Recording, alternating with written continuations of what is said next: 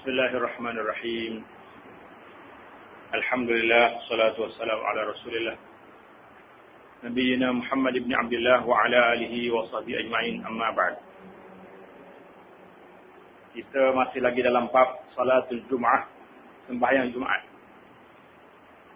Perbincangan kita yang lepas ialah tentang pensyariatannya. Kemudian dimasuk pada dalil disyariatkan sembahyang Jumaat, serta hikmah disyariatkan Jumaat kerana nak subuh impor kan. Kemudian syarat-syarat wajib sembahyang Jumaat. Sembahyang Jumaat ni nak jadi syarat dia, nak jadi wajib tu berapa syarat ada? Islam, baligh, berakal, merdeka, lelaki, sihat tubuh badan dan bermukim di tempat Jumaat didirikan. Jadi manakala cukup syarat 7 ni, orang itu kena pergi sembahyang Jumaat. Wajib atas dia Jumaat. Kemudian kita berpindah pula kepada syarat sah Jumaat. Syarat sah Jumaat pula ada beberapa perkara. Naklah didirikan dalam sempadan kawasan bangunan. Mana Jumaat ni kena ada dalam kawasan. Tak boleh di tengah padang. Berbeza dengan Maya Hari Raya. Maya Raya disunatkan tengah padang. Yang kedua, bilangan ahli Jumaat yang cukup syarat. Tidak kurang daripada 40 orang. Yang ketiga, didirikan sembahyang Jumaat ini dalam waktu zuhur. Yang keempat, tidak berbilang-bilang Jumaat pada satu tempat. Selama dia boleh buat satu jamaah. Maknanya kampung ni tak boleh banyak Jumaat. Kena ada satu je. Sambungan kita pada kali ini adalah fardu Jumaat. Faraidul Jumaat. Fardu Jumaat ni macam apa pula? Ia terdiri daripada 2 fardu. Kedua-duanya merupakan asas kepada rukun Islam yang agung ini. Asas pada khutbah ni apa dia? Asas pada fardu Jumaat ni ada 2 perkara. Yang pertama, fardu yang pertama 2 khutbah. Yang kedua, 2 rakaat secara berjamaah. 2 belakang. 2 khutbah dan semaya 2 rakaat. Fardu yang pertama ialah 2 khutbah. Jumaat ni mesti ada khutbah. Ia mempunyai beberapa syarat. Yang pertama, khatib berdiri ketika berkhutbah. Jika ia berkuasa untuk berbuat demikian. Manakala khatib tu mampu berdiri, dia kena berdiri. Dan kedua-dua khutbah adalah dipisahkan dengan duduk. Biar ada duduk pula. Kena duduk tengah.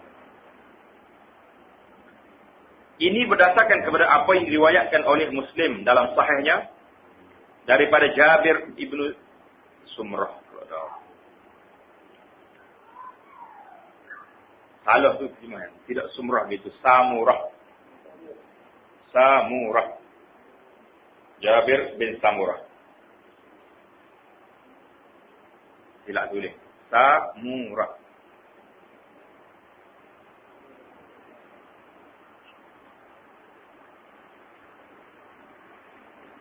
Kata Jabir, sungguhnya Rasulullah sallallahu alaihi wasallam melakukan 2 khutbah dan duduk di antara keduanya. Baginda juga berkhutbah dalam keadaan berdiri.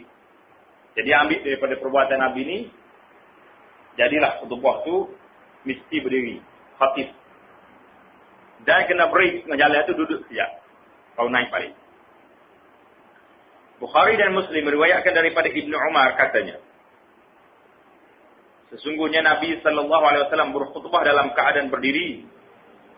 Kemudian baginda duduk dan kemudian baginda berdiri sebagaimana yang kamu semua lakukan sekarang. Maknanya khutbah tu 2 lah.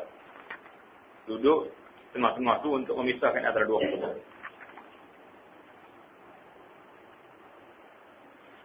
Syarat yang kedua, khutbah tidak dikemudiankan daripada sembahyang. Mana khutbah dulu baru sembahyang. Ini berbeza dengan salat hari raya. Salat hari raya, khutbah dulu. Maya dulu bawa khutbah. Kalau Jumaat ni, maya dulu bawa khutbah. Tak tahu ni apa-apa orang dengar. Orang khutbah dulu ni pun dia pergi lewat juga. Ini berdasarkan hadis yang banyak yang menyebut berkenaan dengan Jumaat dan ia telah menjadi ijma' ulama dalam perkara tersebut. Dan tak boleh pindah dalam sampai bila-bila pun. Mesti khutbah dulu baru sembahyang. Yang ketiga, khatib berada dalam keadaan suci daripada hadas kecil dan besar. Serta najis yang tidak dimaafkan sama ada pada baju dan badannya atau tempatnya dan berada dalam keadaan menutup aurat. Syarat khatib. Ini kerana khutbah adalah umpama sembahyang. Keduanya merupakan pengganti kepada 2 rakaat sembahyang fardu zuhur. Oleh itu dia disyaratkan sebagaimana yang disyaratkan pada sembahyang seperti bersuci dan seumpamanya. Ini syarat dia. Yang keempat, rukun-rukun khutbah dibaca dalam bahasa Arab. Yang ini jadi perbahasan panjang ulama ni. So, kata khutbah dengan bahasa Melayu. Kalau tengok Syekh Abdul Qadir Mandiri rahimahullah taala dalam kitab dia Senjata Untuk Haji dan Serba, dia bawa dalam kitab itu perbahasan tentang ulama-ulama dulu. Boleh ke tidak khutbah ni dibaca dengan bahasa lain daripada Arab? Jadi, perbahasan dibuat. Kalau tak baca dengan bahasa tempatan, kita orang Melayu bahasa Melayu, orang Cina bahasa Cina. Maknanya tak sampai lah maksudnya. Tu email tahu ya, pun tak payah juga boleh jadi baca khutbah. So, ke makmum. Aku tu email, baca gogel-gogel. Dia lah ke mana dia. Makmum lagi dia tak payah tu. Bila-bila Abu Baris tu pun, nyelopak tak lah ke mana lagi dah. Jadi kita nasihat kepada khatib kita ni, kata, Abu Baris molek, ayat-ayat hadis tu. Nyanyi orang tu email kita ni, kalau tak cek dulu kat, pakai gagal atas mimbar. Jadi kalau baca dalam khutbah dengan Arab saja, agak-agaknya warna kita. Gamar lah kocoknya lah. Jadi perbahasan dibuat oleh ulama, jadi akhir kesimpulannya, khutbah ini benar dengan bahasa tempatan, tapi rukun-rukun dia mesti dengan bahasa Arab. Jadi kena kata juga. Amma ba'du juga, istaqullah, kena kata dulu. Padahal kalau kata bertakwa kepada Allah Ta'ala, jadi dah. Tapi kena kata juga bahasa Arab. Khatib adalah membaca rukun-rukun khutbah menggunakan bahasa Arab, sekalipun tidak difahami oleh jemaah yang hadir. Tak apa, sekadar istaqullah. Bahasa Arab untuk Melayu lah. Sekiranya tidak terdapat orang yang mengetahui bahasa Arab, sedangkan telah berlalu masa yang memungkinkan seseorang untuk mempelajarinya, maka semuanya berdosa dan tidak sah jemaat. Bahkan mereka adalah mendirikan sembahyang zuhur. Berat, tak cukup syaratnya. Sekiranya masa yang ada tidak cukup untuk mempelajarinya. Bapak malah ni, bapak Islam, tak ada masa lagi nak belajar. Macam mana? Maka adalah rukun-rukun khutbah itu dibaca terjemahannya sahaja di dalam mana-mana bahasa yang dikendaki oleh khatib dan Jumaat tersebut dihukum sah. Jadi alhamdulillah lah, tak berlaku lagi sekarang ni. Kalau tidak dia nak baca moga istaqullah ya dia ni. Di antara rukun lagi dia sebut dalam ni. Muji Allah Taala. Jadi benda tu benda hak mudah hak selalu disebut. Yang kelima, berturut-turut di antara rukun-rukun khutbah dan juga antara khutbah pertama dengan khutbah kedua, serta antara khutbah kedua dengan sembahyang. Tak ada tinggal lama, witi sejak. Sekiranya berlaku perpisahan yang lama menurut pandangan umum, uruf kata lama, antara dua khutbah atau antara dua khutbah dengan sembahyang, maka khutbah tersebut tidak sah. Sekiranya ia boleh diulangi semula, maka wajib diulangi balik. Naik semula, baca ruku-ruku, tunggu balik. Sekiranya ia boleh diulangi semula, maka wajib diulangi. Jika tidak boleh, sembahyang Jumaat akan bertukar menjadi sembahyang zuhur. Tukar juga. Yang keenam, rukun kedua-dua khutbah adalah didengari oleh 40 orang yang mencukupi syarat sah sembahyang Jumaat. Jadi golongan yang cukup syarat wajib Jumaat tadi. Kena cukup syarat. Kita masuk pada rukun khutbah pula. Yang pertama, memuji Allah Ta'ala dengan menggunakan mana-mana lafaz sekalipun. Alhamdulillah. Innalhamdulillah. Ada juga sebagai ulama kita. Dia tidak, kali kata kalau guna innalhamdulillah lalu, tak jadi puji. No, alhamdulillah dulu. Jadi perbahasan itu nampaknya tidak berlarutan. Jadi sekarang ni, innal hamdulillah wa alhamdulillah wa dia sudah menunjuk kepada puji Allah.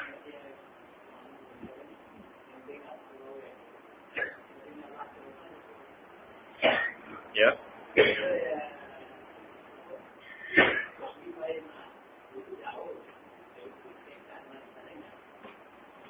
Dia nak 40 orang ya dengannya. Ada depan tempat boleh terdengar lah dia tu. Kalau dengar cukup dalam suatunya. Naknya orang dengar 40 orang dia ikut dah syarat kita lah. Perbahasan kita ni.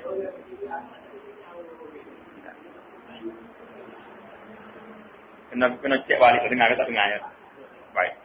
Jadi syarat dia kena dengar.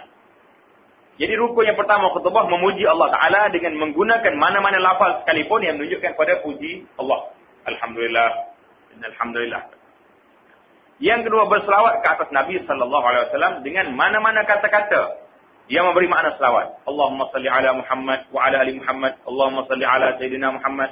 Allahumma salli wa sallim ala. Ini menunjukkan kepada selawat. Dengan syarat nama Nabi adalah disebut dengan lafaz yang jelas seperti Nabi, Rasul atau Muhammad. Allahumma salli ala nabiyyina. Allahumma salli ala rasulina Muhammad. Jadi boleh.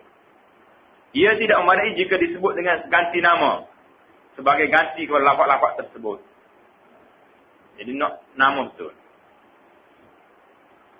Yang ketiga berpesan supaya bertakwa kepada Allah dengan menggunakan apa jua lafaz dan uslub. Sayalah. Ittaqullah. Asma Arabnya. Rukun. Lepas tu sambung ke Melayu. Ketiga-tiga syarat di atas adalah rukun bagi kedua-dua khutbah.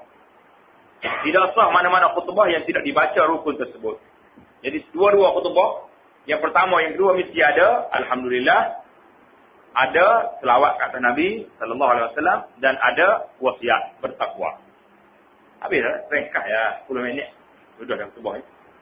Tak sampai 10 minit. 5 minit siap.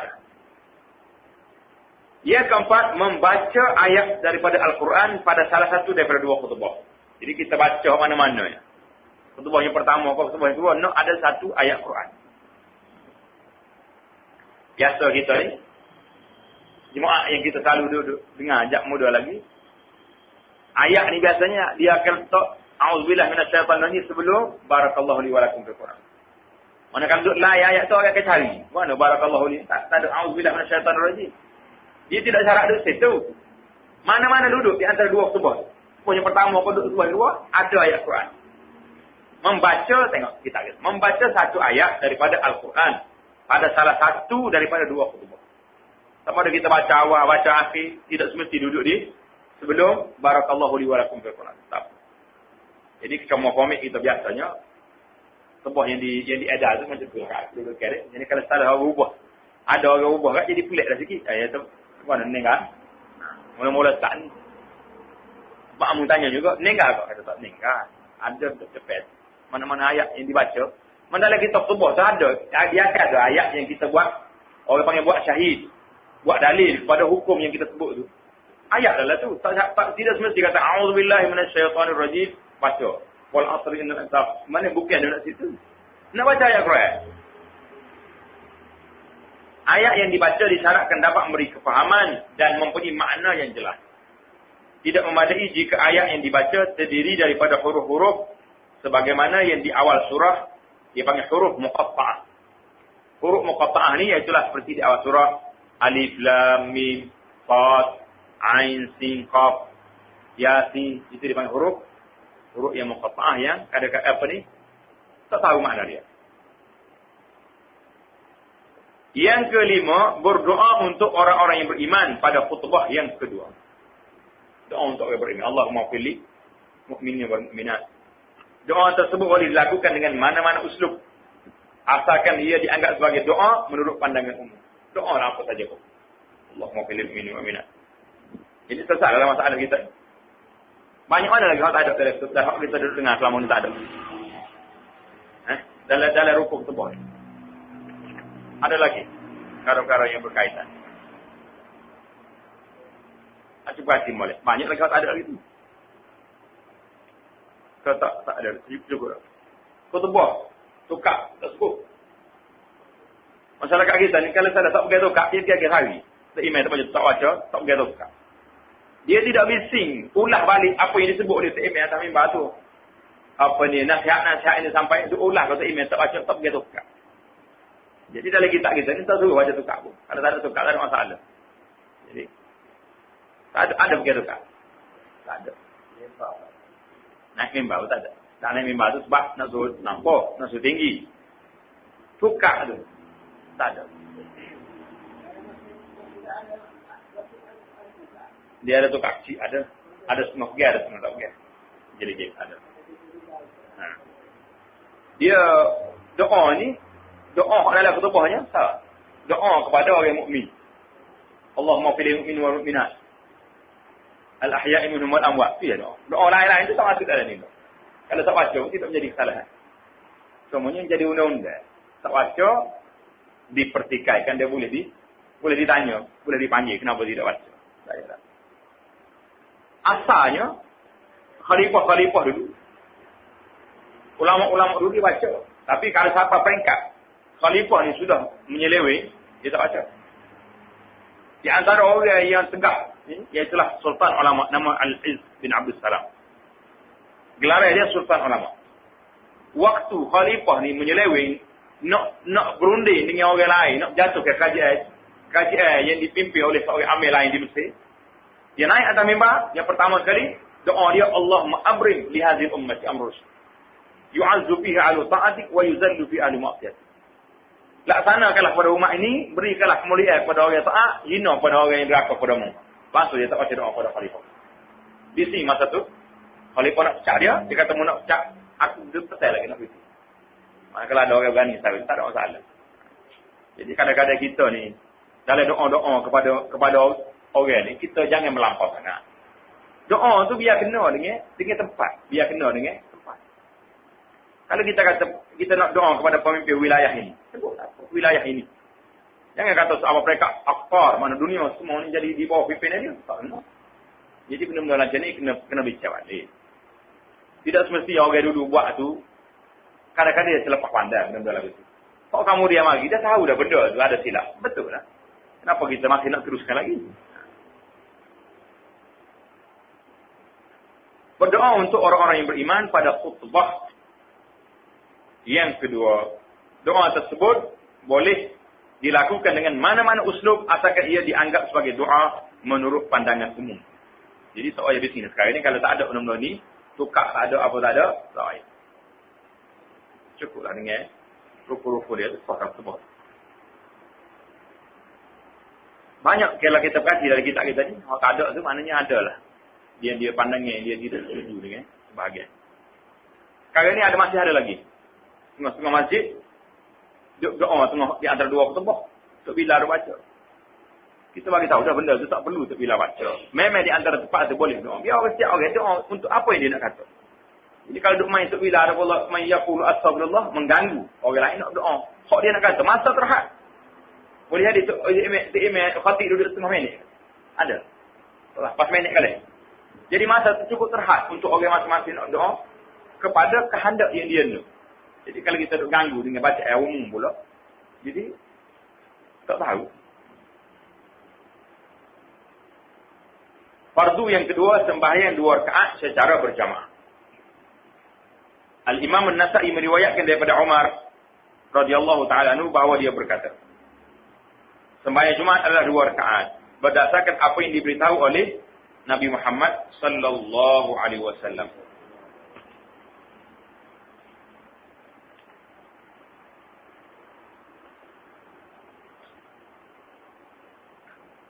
Abu Daud meriwayatkan hadis sebagaimana riwayat yang lalu. Sembahyang Jumaat adalah tanggungjawab yang wajib ke atas setiap orang Islam yang dilakukan secara berjamaah. Berdasarkan dalilan di atas, para ulama telah berijma' bersepakat mengenai perkara tersebut. Bilangan rakaat ialah 2 dan wajib dilakukan secara berjamaah.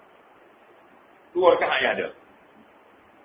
Untuk mendapatkan jamaah dalam sembahyang Jumaat, hanya disyaratkan mendapat 1 rakaat yang penuh. Mana kalau orang ini terlewat mari masjid, dia sempat lagi 1 rakaat dengan imam, maka sahlah. Dia kena tambah sah lagi. Sekiranya ia diperolehi, maka sembahyang Jumaat adalah sah. Dan jika tidak, ia wajib ditukar kepada zuhur. Kalau dia mari masjid, imam dah rokok dah. Rokok yang kedua. Dia sempat dalam i'tidal. Mana dia tak ada rakaat dah.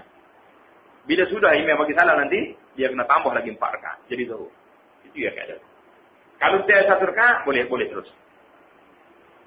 Juga disyaratkan, bilangan makmum tidak kurang daripada 40 orang yang cukup syarat wajib Jumaat. Sembahyang Jumaat tidak sah jika bilangan tersebut tidak mencukupi. Itu kita dah tentang bilangan ni. Oleh itu, jika seorang yang masbuk datang. Masbuk ni orang terlewat. Orang terlewat lagi macam mana nak buat? Lalu dia mengikut imam pada rakaat kedua. Maka sah Jumaatnya. Dia adalah menyempurnakan sembahyang Jumaatnya dengan menambah 1 rakaat lagi. Selepas imam memberi salam. Jika dia datang selepas imam bangun daripada rukuk, rakaat yang kedua. Habis dah. Apa jadi? Maka sembahyang Jumaatnya tidak dikira dan dia wajib menyempurnakan sembahyangnya selepas imam memberi salam dengan sembahyang zuhur sebanyak 4 rakaat. Faham tak?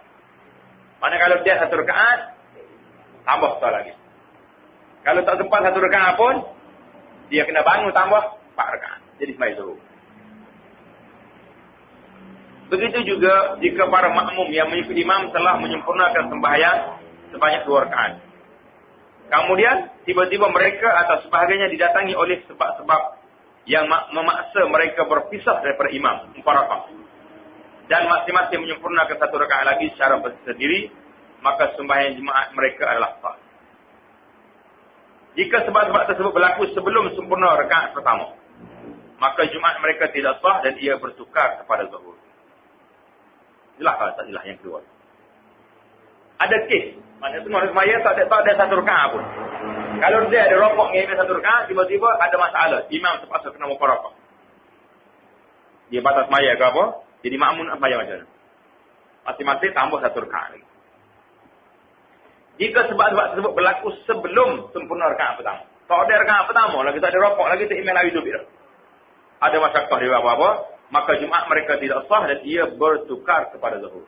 Jadi masing-masing kali, maka maya sore-sore jadi zuhur. Dalilnya ialah sebagaimana yang diriwayatkan oleh An-Nasa'i, Ibnu Majah dan Ad-Darqutni daripada Ibnu Umar radhiyallahu taala anhuma, dia berkata, Rasulullah sallallahu alaihi wasallam bersabda, "Man adraka rak'atan min salatil jumu'ati wa ghairiha, falyudhif ilaiha ukhra wa qad tammat salat." Sesiapa yang mendapat 1 rakaat sembahyang Jumaat dan selainnya daripada Jumaat, selain daripada Jumaat, maka hendaklah ditambah kepadanya rakaat yang lain yang masih berbaki.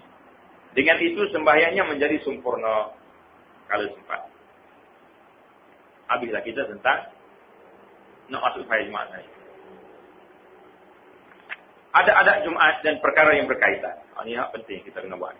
Ada adat sembahyang Jumaat. Hari Jumaat dan sembahyangnya mempunyai beberapa adab yang disunatkan. Ia seharusnya diambil berat dan diamalkan selalu pada hari tersebut. Di antaranya ialah yang pertama, sunat kita kena buat hari Jumaat ni, mandi. Sunat Jumaat. Al-Imam Bukhari dan Muslim meriwayatkan hadis yang menyebut, "Idza jaa ahadakum ilal jumu'ati falyaghtasil." Idza jaa ahadukum ilal jumu'ati falyaghtasil. Apabila seorang kamu berada pada hari Jumaat, maka hendaklah dia mandi. Manakala kamu nak pergi sembahyang Jumaat tu kena mandi. Perintah yang terdapat dalam hadis di atas memberi makna sunat, bukannya wajib. Berdasarkan sebuah hadis lain yang diriwayatkan oleh Imam At-Tirmizi, "Man tawadda'a yaumal jumu'ati fa biha wa ni'mat. Wa man ightasala fal ghuslu afdal." Sesiapa yang berwuduk pada hari Jumaat, maka itu adalah amalan sunnah dan ia sebaik-baik ikutan. Dan sesiapa yang mandi, maka mandi itu adalah lebih baik, lebih afdal. Maknanya dari hadis ini kata afdal. Itu tidak menunjuk kepada wajib. Ini supaya tidak menyakitkan orang lain. Tujuannya kita mandi ini nak suruh gila bangun-bangun yang kita perlu pagi itu. bahkan akan menimbulkan rasa kasih sayang dan rasa gembira untuk bertemu dengan orang yang berada dalam keadaan yang bersih dan berwangi-wangian. Itu kan sukalah. Anda telah mengetahui bahawa di antara mereka yang diberi rukhsah, diberi kelonggaran. Rukhsah maknanya kelonggaran. Untuk meninggalkan Jumaat ialah orang yang memakan sesuatu yang berbau busuk, yang boleh menyakitkan, mengganggu orang ramai dengan bau tersebut. Pisau hidup akhir. Karena Jumaat.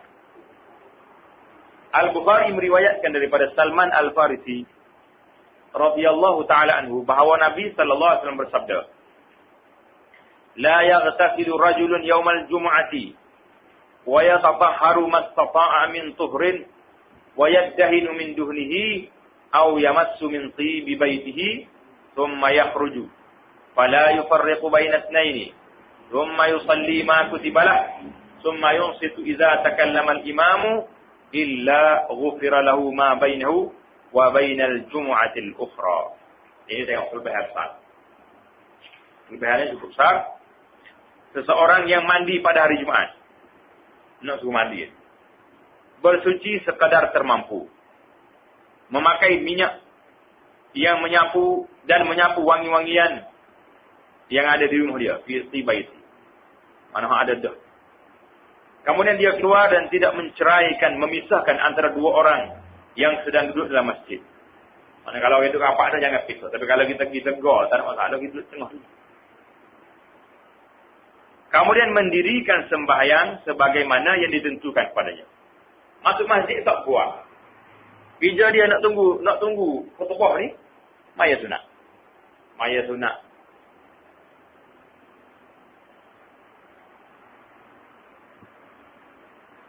Kemudian diam ketika imam berkhutbah. Imam berkhutbah tutup kami. Telefon tutup. Mintanya panggil dia mah susah kita. Kena ingat, tutup telefon masa khutbah. Diampunkan dosa-dosanya yang kecil yang ada di antara Jumaat dengan Jumaat yang lain. Mana habis apa bersih. Pergi basuh ni kelorok. Dosa kecil. Dosa besar. Kena minta maaf balik. Kena minta bertaubat. Dan minta maaf dengan tuan dia. Yang ke sunat yang ketiga. Yang pertama tadi apa dia? Mandi. Yang kedua bersih tubuh badan daripada kotoran, bau busuk dan pakai minyak wangi. Maknanya sunat yang keduanya nak pakai bersih dan berwangi. Maka air bang. Beliau sudah sedap air bang tu. Mahal-mahal. Yang kita beli bang tu sedap. Jika orang dia kata, bang kap apa lagi ni. Jadi, padahal kita nak suruh orang suka, ada orang dekat kita tak bang, ni bang busuk pula dah. Jadi kau pening orang jangan. Yang ketiga, memakai pakaian yang paling elok. Sama sekali ada rumah tu, dia sesuai dengan Jumaat lah. Kita pakai. Ini, saya nak pergi jabat lah kedai, Pak Jomel. Nak pergi masjid tu. Hari Jumaat kena berjalan. Kena pakai sama-sama. Pilih baju-baju yang cantik, pakai. Dia kena main pakai baju cak rumah. Apa ni? Cak rumah tinggi, pergi masjid. Tak Jomel. Hari Jumaat ni, khasnya, pakai jangan sikit. Rumah tinggi boleh pakai bedal ya. Luar tu dia kita.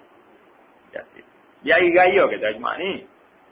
Memakai pakaian yang paling elok. Imam Ahmad dan lainnya meriwayatkan daripada Rasulullah sallallahu alaihi wasallam bahawa baginda bersabda, "Man yaghtasala yaumal jumu'ati wa labisa ahsana thiyabih wa massa tiban in kana 'indahu thumma masha ila al-jum'ati wa 'alayhi as-sakinatu wa lam yatakhatta ahadan wa lam yu'dhihi." ثم ركع ما قضي له ثم انتظر حتى ينصرف الإمام غفر له ما بين الجمعتين. Somel. Hadis tak ada somel. Ahli kita ya tak somel. Tak apa nak ikut sangat.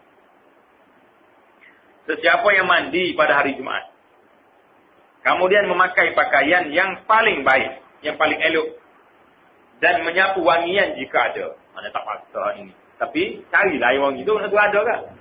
Kamu minggu ni tak pakai pula sebab tak ada. Minggu depan tak ada juga. Bisa tak beli ni. Tak bersiap nak beli. Jangan. Kemudian berjalan. Ini nak kayu rumah dekat masjid ni. Berjalan. Menuju ke Jumaat. Ada dalam riwayat lain. Masya walam yarkab. Berjalan tidak menunggang kendaraan, tidak naik kendaraan. Nak jalan kaki. Di pulau ni balik pulau ni. Bermasya walam yarkab dalam dia. Berjalan menuju ke Jumaat dalam keadaan tenang. Nabi awal sikit jalan tu. Ia tidak melangkah bahu seorang yang sedang duduk dan tidak menyakitinya. Kemudian ia rukuk sembahyang sebagaimana yang ditentukan. Kemudian menunggu hingga imam beredar. Mana biar imam pergi dulu. Jangan kita balik dulu. Hatta yang sarifal imam. Imam beredar daripada tempat dia. Dosa-dosanya antara dua jemaat akan diampunkan oleh Allah Subhanahu Wa Taala. Jadi, bila hadis ni ada syarat lain tambah-tambah. Kita kena kumpul. Hak tarik atas tengok situ. Yang lebih afdal ialah memakai pakaian yang berwarna putih. At-Tirmizi dan lainnya meriwayatkan bahawa Nabi sallallahu alaihi wasallam bersabda, "Al-ilbasu min thiyabikumul bayad fa inna min khairi thiyabikum wa kaffinu fiha mautakum." Jadi, pakailah pakaian kamu yang berwarna putih. Sungguhnya itu adalah sebaik-baik pakaian dan kafanilah orang mati di kalangan kamu menggunakannya. Jadi, baju, nak pakai baju putih. Terus saya warna-warna gitu kan.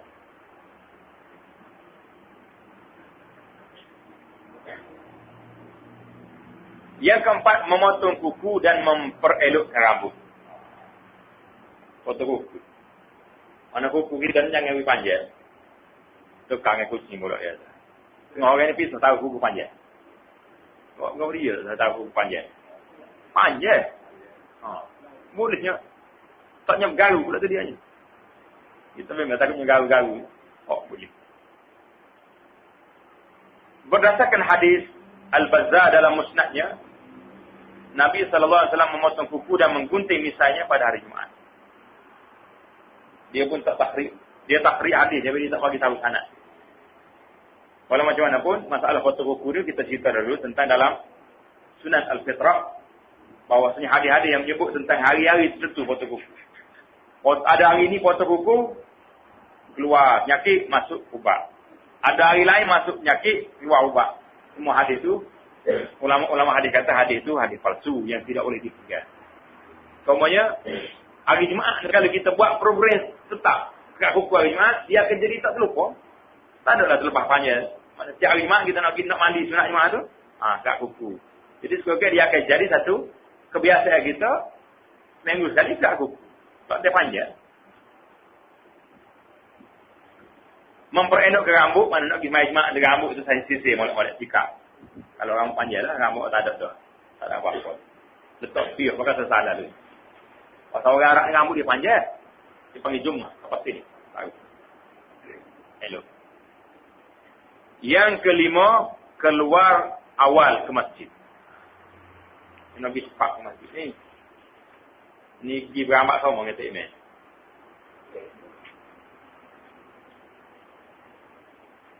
Al-Bukhari dan Muslim meriwayatkan daripada Abu Hurairah radhiyallahu taala anhu bahawa Rasulullah sallallahu alaihi wasallam bersabda, "Man igtasala yaumal jum'ati ghuslal janabah."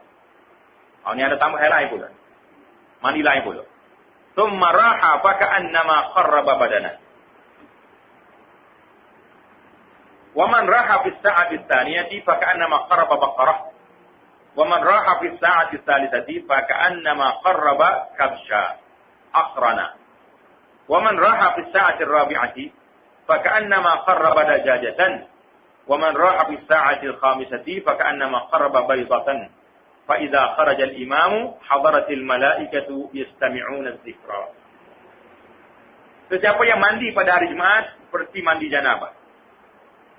Ghuslal janabah, maknanya seperti mandi janabah tu. Mandi semua, tidak dengan gosoknya dengan siap. Tidak kata pakai ambil, timbul, cucu atas kepala, pergi jadi. Tak kosan janabah ni kita gosoknya dengan, apa ni, rasa airnya. Mandi janabah ni apa? Iaitu membasuh seluruh tubuh dan kepala. Kemudian dia pergi ke masjid, maka seolah-olah dia telah bersedekah kerana menghampirkan diri kepada Allah dengan seekor unta. Mana orang yang pertama sekali gini, Orang ni seolah-olah dia boleh seka uta. Sa'atul ula. Jadi masalah sa'atul ula sini ulama bahas. Sa'atul ula ni start pukul berapa? Mula-mula start. Pagi lagi gini. Kalau lewat sikit apa dapat? Sesiapa yang pergi pada saat yang kedua, seolah-olah ia bersedekah dengan seekor lembu. Sikit lembu ni pada utak. Sesiapa yang pergi pada saat yang ketiga, dia seolah-olah bersedekah dengan seekor kambing yang bertanduk. Bukan kambing biasa ni. Kambing tanduk dan kambing besar ni tak? Kambing besar jam 6 hari ni ada tanduk. Ada ni. Aku nak temu kat. Salah pahalanya. Sesiapa yang pergi pada saat yang keempat, dia seolah-olah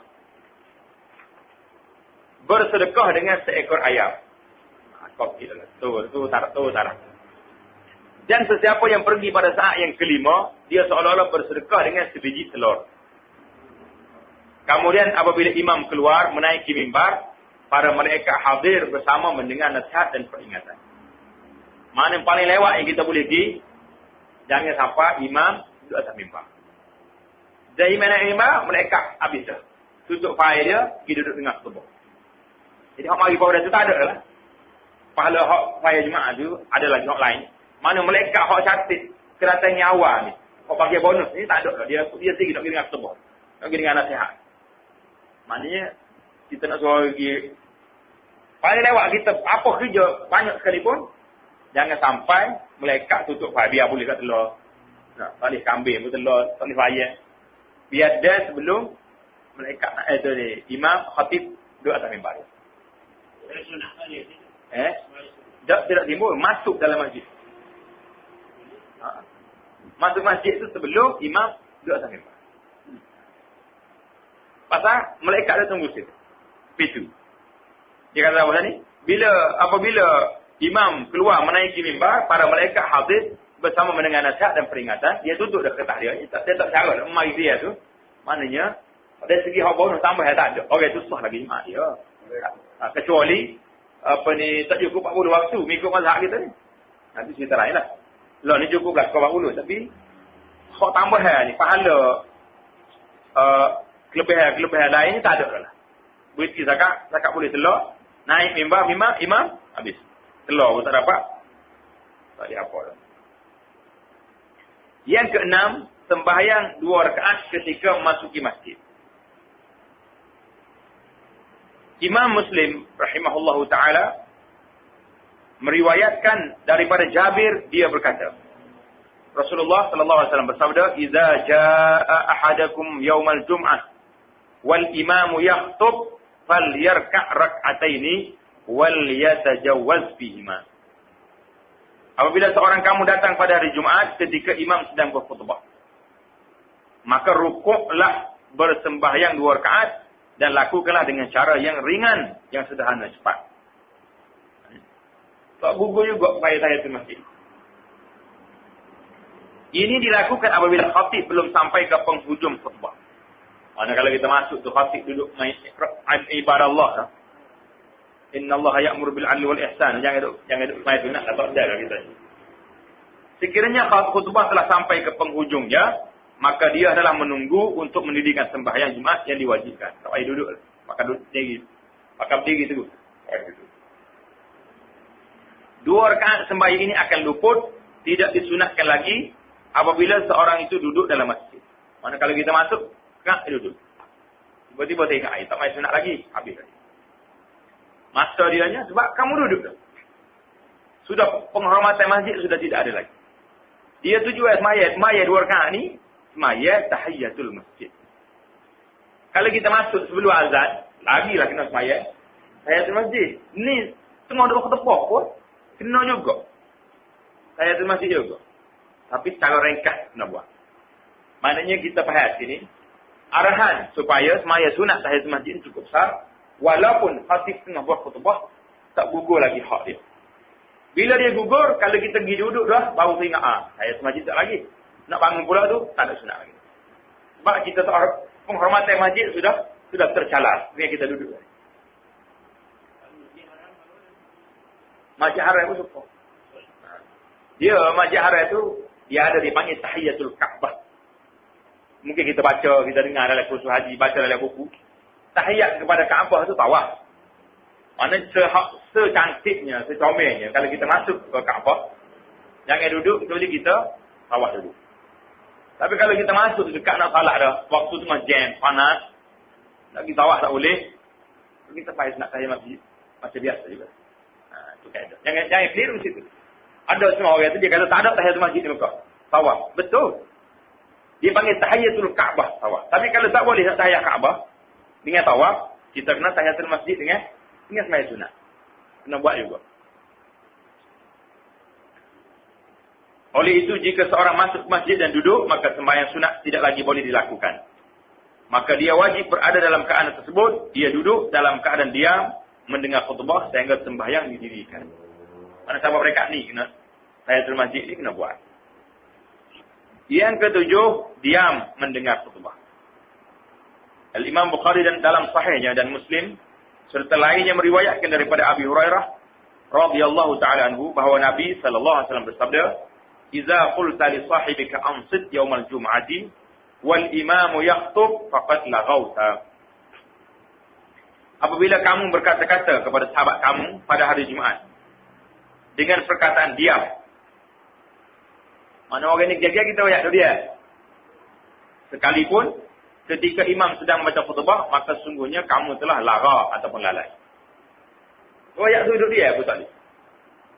Jadi ada setengah masjid sekarang ni, orang duduk khutbah, dia duduk kusik derma filah. Duduk kusik derma. Patut tak berlaku dah benda tu. Bila khatib khutbah, duduk dia sudah. Letak tu derma tepi pintu, orang masuk dia ubah. Nak keluar lah dia balik. Bila khutbah tak ada benda lain. Kusik derma pun tak boleh. Lari orang duduk gagak pun tak boleh. Kita duduk lari dia. Menurut riwayat Abu Daud daripada Ali radhiyallahu ta'ala anhu, "Wa man lagha falaysa lahu fi jumu'atihi tilka syai'." Sesiapa yang lalai, buat kerja lain tak dengar khutbah ni, maka dia tidak mendapat sesuatu pun daripada Jumaatnya, yakni tidak mendapat ganjaran yang diminta dan pahala yang diharapkan. Gugur fardu Jumaat tapi pahala tak dapat. Maksud lalai ialah percakapan yang tidak baik. Habislah kita pergi pada adat-adat umum pada hari Jumaat. Jadi hari Jumaat ni apa dia kita kena buat. Hari Jumaat merupakan hari yang paling afdal, yang paling mulia dalam seminggu. Baru ni kita cerita dah tentang Allah Ta'ala beri kelebihan kepada umat ini dengan hari Jumaat. Orang lain tak jumpa hari Jumaat, jumpa hari Sabtu dengan hari Ahad. Ia mempunyai adab-adab dan perkara-perkara sunat yang seharusnya diketahui oleh seseorang Muslim untuk dilaksanakan sekadar semampu. Di antaranya yang pertama, disunatkan membaca surah Al-Kahfi pada malam dan hari Jumaat. An-Nasa'i meriwayatkan daripada Abi Sa'id Al-Khudri bahawa Nabi sallallahu alaihi wasallam bersabda, "Man qara'a surat Al-Kahfi fi yaumil jumu'ati adha'a lahu minan nuri ma bainal jumu'ataini."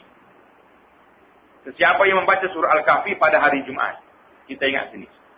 Dia tulis dalam kitab kita ni pada hari Jumaat. Dalam tajuk tadi pada malam dan hari.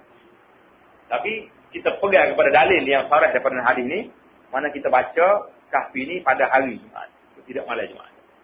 Baca hari. Pas subuh hari Jumaat tu baca. Allah akan, sesiapa yang membaca surah Al-Kahfi pada hari Jumaat, Allah akan mengurniakan kepadanya cahaya selama antara dua Jumaat. Mana kita baca surah Al-Kahfi hari Jumaat ni, cahaya itu berterusan sehingga Jumaat lagi. Mana kalau Jumaat depan ni lorak, sibuk benar, terpadamlah cahaya, tak ada cahaya dalam seminggu. Rugi kita. Baca lagi, macam tak apa, gila balik, cahaya tu hidup balik sampai seminggu lagi. Jadi jangan lupa. Kalau sekiranya hari Jumaat tu ada masalah besar kita, bacalah, ambil pendapat yang mengatakan, malam Jumaat boleh juga. Baca malam tu.